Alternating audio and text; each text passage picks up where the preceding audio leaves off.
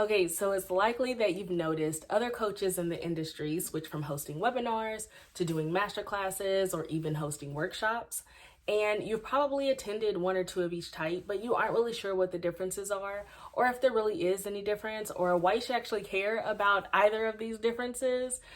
So in this video, I'll explain each of the three types, what makes them important, and which one you could choose based on where you currently are in your business.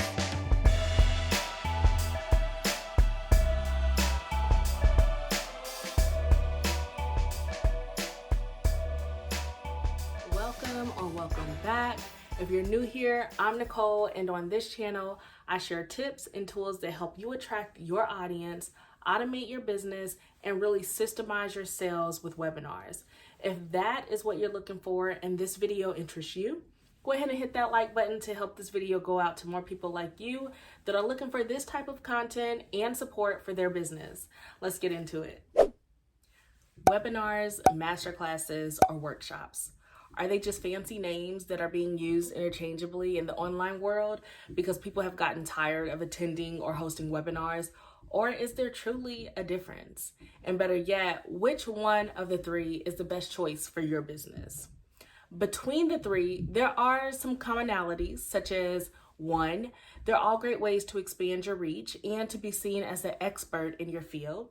And they're also amazing for you to connect with your audience and teach what you know. And number three, they're also really great for you to invite that audience to your next level offering. So let's start with webinars. So the online definition of a webinar is just an online presentation.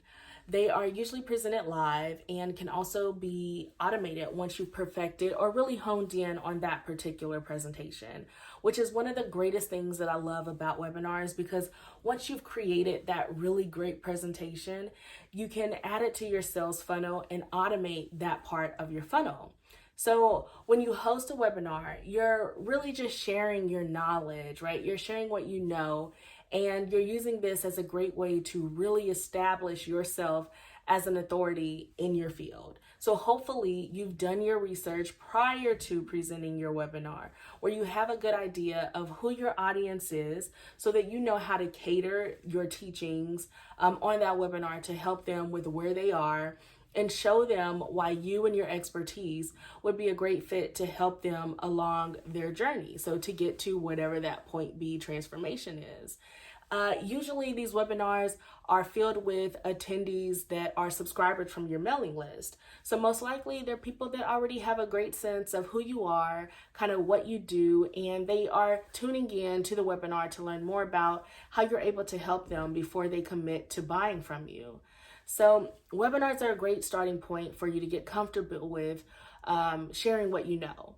And if you're still adapting to visibility and showing up online, because I know how that is, you can host webinars without completely being visible on screen, because you can substitute that visual video with other visuals such as slides or drawings during your presentation. So if you're trying to build your client base, practice your visibility, or are just getting started, webinars are a great place to begin to showcase your offerings, show your personality, and really share what you know without too much of that hard sell to move potential clients through to whatever that next step is to work with you, whether it's through a sales page or an application process. All right, so let's get into workshops. So unlike webinars, workshops are usually something that you offer to a smaller or intimate group of people. With webinars, you can host as many people as your webinar platform can fit. But with workshops, the reason that you want this to be a smaller group of people is that your audience has usually paid for you to deliver the goods. So you're going further into depth with workshops, and you're giving more how-to techniques and strategy, and the people who are attending came to really learn and go deeper into that specific topic or method that you're teaching. So you're able to really strengthen your relationship with your attendees and have them look forward to what's to come. Another great thing about workshops is that, again, unlike webinars, workshops can be done virtually or in person. And because of the in-depth teaching that goes along with workshops, these are usually paid events, but they don't have to be. And because people are coming to your workshop already invested, you're more likely to get a focused group of people that are coming in free of distractions, pen and paper ready to take notes, and truly learn from what you are sharing.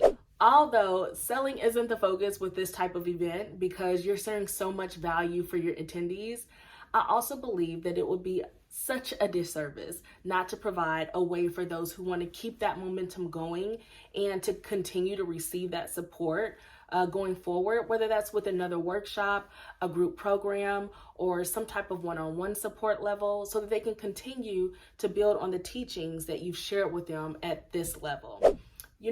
Comment below where you're currently at in your business. From what we talked about so far, do you think webinars are more suitable right now in your journey? Or if you've already given webinars a go, are you ready to move into workshops? So let me know below. Okay, so last up are masterclasses. The term masterclass has been used interchangeably, it feels like, with workshops, but there are actually key differences between those two. Like workshops, masterclasses are usually paid events and they usually last longer than a workshop, around the 2-hour time frame. You're really focused on high-level content with masterclasses who are really counting on you to really know your stuff to guide them and support them directly on that masterclass. So it could be a bit challenging for someone who may be just getting their feet wet with this type of teaching style. But usually with masterclasses, there are exercises and action items to help the attendees work through the material with someone who's more experienced and with support to apply it and advance more quickly than they would be able to if they were just attempting to apply the principles on their own. So just to recap, we've talked about the similarities and also the differences between webinars, workshops, and masterclasses, what makes each of them important, and which one you could choose based on where you currently are in your business.